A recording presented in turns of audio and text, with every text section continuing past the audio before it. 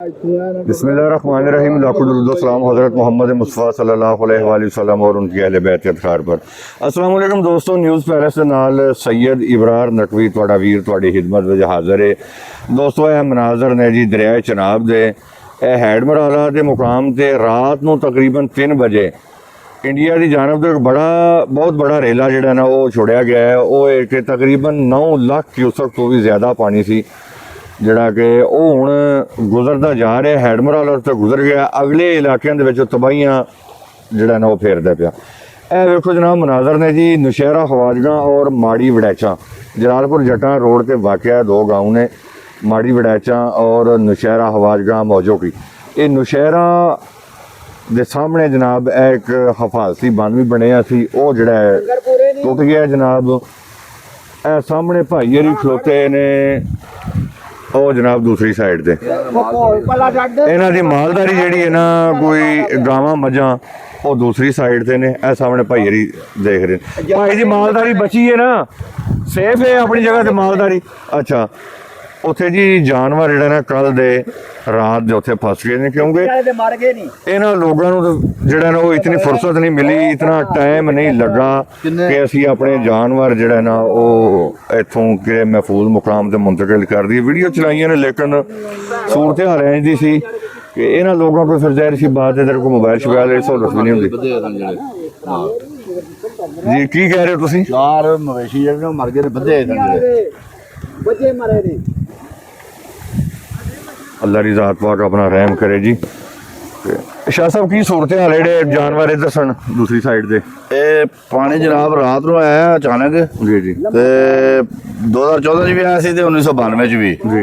असल जिंदगी दे पहला फ्लड जिहड़ा ने वेख्या एडा वड्डा, ते इस तो पहला कदी नहीं सी वेख्या। सही है। ते बारिश भी इन्नी हुई है जिहड़ी अगे इन्नी कदी नहीं हुई। बहुत ज़्यादा नुकसान हो रहा है। इंडिया की तरफ भी पानी आया, बारिश का भी पानी बहुत ज़्यादा सी। हुण असीं इत्थे खलोते हैं, मौजो की दा बार्डर है ते माड़ी नौशहरा जिहड़ा इन्हां दे नाल ने पिंड दोवे। जी जी। बहुता नुकसान है कि बंद जिहड़ा दफाई दरिया दे उत्ते बज्जे आ तुहाडे सामने में, इहनूं कट के ते अंदर वाली साइड ते दरिया जिहड़ा ना वो टुर गया। अगे काफ़ी देहात ने जनाब, रामके बहलपुर, कंग, चांगा वाली वगैरह वगैरह बहुत ज़्यादा ये पानी हुण उन्हां 'च दाखल हो रहा, पर जो दुआड़ा आ रहा है तो अल्लाह ही ज़ात पाक रहम फरमाए जी।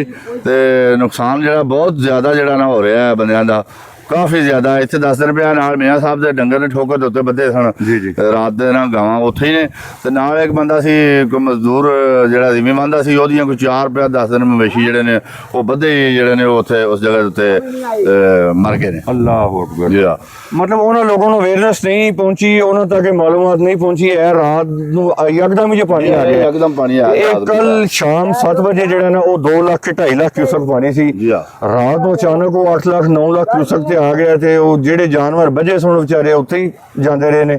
अल्लाह की रात पाक अपना रहम करे। यह दोस्तों जो मनाजर ने ना, यह दरिया चनाब ने रुख कर लिया इन्होंने पिंडों का, यह सीधा हिट कर रहा माड़ी वड़ैचा नूं, नौशहरा खवाजगा, उस तो अगे न्यू पनियार ते रामके, कंग, मियोवाल और किहड़ा गाँव है जी? हाँ अगे शबालपुर आ जांदा है, शबालपुर लाला चक मेन चांगा वाली, ये जलालपुर को भी हिट कर रहे जी। बिल्कुल अल्लाह की ज़ात पाक अपना रहम करे। ते इत्थे हुण कोई भी मतलब कि सूरत हाल जी है ना वो डेंजरस ही हो गई है। हंगामी सूरत हाल है। अल्लाह की ज़ात पाक ने अपना को फजल करम करना है, क्योंकि पानी जिहड़ा वे ए देखो जी, कैमरा मैन दिखाओ जी, ਇਹ ਜਿਹੜਾ ਚੁਬਾਲਾ ਪਿੰਡ ਉੱਥੇ ਪਾਣੀ ਉਹਦੇ ਮੁੰਡ ਵੜ ਗਈ ਹੈ। ਤੇ ਮੌਜੂਗੀ ਅੱਗੇ ਮੌਜੂਗੀ ਦੇ ਮੁੰਡ ਪਾਣੀ ਟੁਰ ਗਿਆ ਹੈ। ਨੌਸ਼ਹਿਰਾ ਖਵਾਜਗਾਨ ਜਿਹੜਾ ਉਹਦੇ ਵੀ ਮੁੰਡ ਦੇ ਪਾਣੀ ਟੁਰ ਗਿਆ ਸੀ। ਬੰਨ ਇੱਥੋਂ ਟੁੱਟਿਆ, ਅਗਰ ਪਿੱਛੋਂ ਟੁੱਟਦਾ ਫਿਰ ਨੌਸ਼ਹਿਰਾ ਖਵਾਜਗਾਨ ਵਿੱਚ ਆਉਣਾ ਸੀ, ਮਾੜੀ ਵੜਾਚਾਂ ਵੀ ਮੌਜੂਗੀ ਵੀ ਸਾਰੇ ਵਿੱਚ ਦਾਖਲ ਹੋ ਜਾਣੇ ਸਨ। ਤੇ ਬੰਨ ਦਰਿਆ ਦੇ ਨਾਲ ਠੋਕਰ ਜਿਹੜੀ ਸਾਡੀ ਵੱਜੀ ਉੱਥੋਂ ਜਾ ਕੇ ਤੇ ਟੁੱਟਿਆ। इस वास्ते पिंडा की कुछ बचत हो गई उतों। सही हो गया। ठोकर नाल ठोकर मौजूगियां दी जनाब है, तर गया पानी के उत्तों नहीं जा रहा, यानी ठोकर दरिया के विच रह गई, पानी उसके पिछली साइड तो जा रहा। ठीक हो गया। यह मनाजर ने 200 दरिया चनाब ते पानी जिहड़ा फिर स्पीडो स्पीड जा रहा है।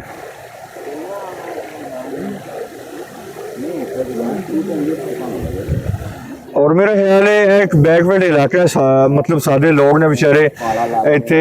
ਅਸੀਂ ਚਲੋ ਹਾਈਲਾਈਟ ਕਰ ਰਹੇ ਹਾਂ, ਹਕੂਮਤ ਚਲੋ ਇਹਦਾ ਵੀ ਥੋੜਾ ਨੋਟਿਸ ਲੈ, ਇੱਥੇ ਜਿਹੜੇ ਦੋਸਤਾਂ ਦੇ ਜਾਨਵਰ ਨੇ ਨਾ ਉਹਨਾਂ ਨੂੰ ਜ਼ਰਾ ਕਿਰੇ ਸਿਕਿਉਰ ਕੀਤਾ ਜਾਏ, ਮਹਿਫੂਜ਼ ਮੁਕਾਮ ਤੇ ਮੁੰਤਕਿਲ ਕੀਤਾ ਜਾਏ। ਜੀ ਜੀ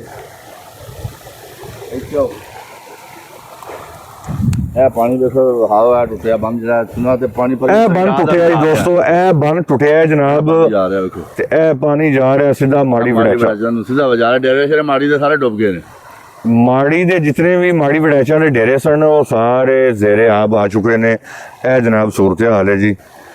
ਤੇ ਮੇਰੇ ਖਿਆਲ ਸ਼ਾਹ ਸਾਹਿਬ ਹੁਕੂਮਤ ਨੂੰ ਇਹਦੇ ਤੇ ਕੋਈ ਐਕਸ਼ਨ ਲੈਣਾ ਚਾਹੀਦਾ ਹੈ ਫਿਲ ਵਕਤ, ਕਿਉਂਕਿ ਪਾਣੀ ਨੂੰ ਤਾਂ ਨਹੀਂ ਰੋਕ ਸਕਦੀ ਹੁਕੂਮਤ ਹੁਣ, ਲੇਕਿਨ ਇਹ ਜਿਹੜੇ ਜਾਨਵਰ ਨੇ ਨਾ ਲੋਕਾਂ ਦੇ ਲੱਖਾਂ ਰੁਪਏ ਦੀ ਜਿਹੜਾ ਇਹਨਾਂ ਦੀ ਮਸਕੀਨ ਗਰੀਬ ਲੋਕ ਜਿਹੜੇ ਇਹ ਮਾਲ ਉਹਨੂੰ ਮਤਲਬ ਕਿ ਮਹਿਫੂਜ਼ ਮੁਕਾਮ ਤੇ ਮੁੰਤਕਿਲ ਕਰਨ ਵਿੱਚ ਉਹਨਾਂ ਨੂੰ ਆਪਣਾ ਹੰਗਾਮੀ ਸੂਰਤ ਹਾਲ ਜਿਹੜੀ ਉਹ ਹੋਣੀ ਚਾਹੀਦੀ ਹੈ ਕੋਈ ਨਾ ਕੋਈ।